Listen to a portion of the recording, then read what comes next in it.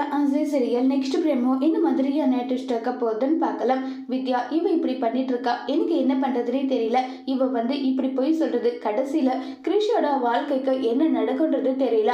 அவ என்ன சொன்னாலும் சரி, நான் முத்து மீனாவுக்கு ஃபோன் பண்ணி முத்து மீனாவை வர வச்சு எல்லா உண்மையை நான் சொல்லிடலாம்னு சொல்லிட்டு முடிவு பண்ணிட்டேன். இப்ப அவளுக்கு வேணும்னா அது கஷ்டமா இருக்கலாம், பின்னாடி அவளுக்கு கண்டிப்பா முத்து மீனா உதவி பண்ணுவாங்கன்னு சொல்லிட்டு வித்யா கிட்ட ரோகிணியோட அம்மா சொல்றாங்க. ரோகிணியும் இது பாருமா, இதுக்கு மேல இப்படி எல்லாம் பேசிட்டு இருந்த நடக்கிறதே வேறுன்னு சொல்லிட்டு ரொம்ப வீக்கோமா அங்க இருந்து கிளம்பி போறாங்க.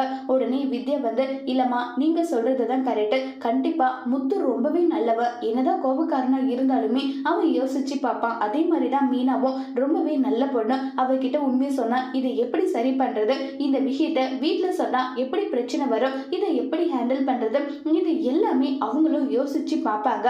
அதனால நீங்க முடிவு எடுத்த மாதிரி முதல்ல முத்து மீனாவை எங்கேயாவது தனியா வர வச்ச ரோகிணிக்கு நடந்த கொடுமை, ரோகிணிய வாழ்க்கை கெட்டு போனது, இது எல்லா விஷயத்தையுமே நீங்க சொன்னா கண்டிப்பா அவங்க உங்களுக்கு உதவி பண்ணுவாங்க.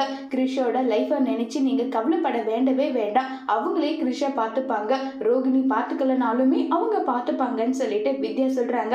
ஆமா வித்யா, நீ சொல்ற மாதிரி தான் செஞ்சாகணும், நான் இப்பவே போயிட்டு முத்து மீனாவுக்கு ஃபோன் பண்ணி எல்லா விஷயத்தையும் நான் சொல்ல போறேன்னு சொல்லிட்டு ரோகிணியோட அம்மா அங்கிருந்து கிளம்பி போறாங்க.